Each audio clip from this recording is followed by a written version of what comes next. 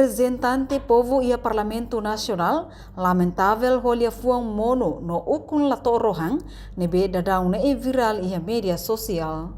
Segunda-feira, deputado bancada CNRT, Marcos Soares Martins, atou lamentação e a plenária Parlamento Nacional no niafiar li fuang mono no ukun lato rohang se la acontece. Tamba orçamento geral do Estado tinha rigor no Racing Lima, aprovado no dadau na execução la ohela. Avaliação mono o ukun lato rohang. No governo nebe maka questiona se barak katak si mono o la torohan. Hawakar ka alerta va public katak liafon mono se la acontece. Só acontece cara que é mudança. Mas liafon mono nia se la mono tamba o Z 2025 aprovado e agora dá execução lá na manas de uso e desenvolvimento infraestrutura básico, vemos que agora o governo halal.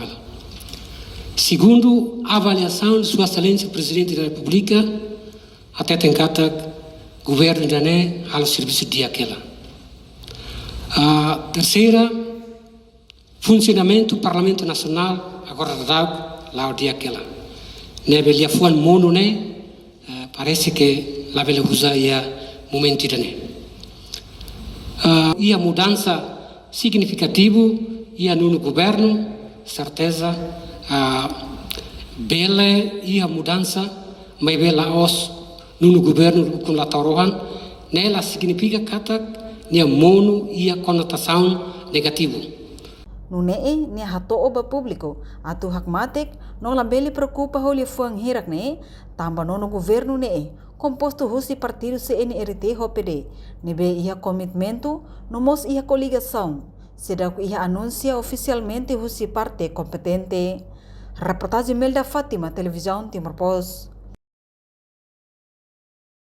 Janela informação ba emogoto, atu tem informação atual dia kliu, kita haluha, haneham botão subscribe, like, halo comentário no faixa tutang ba media social hotu.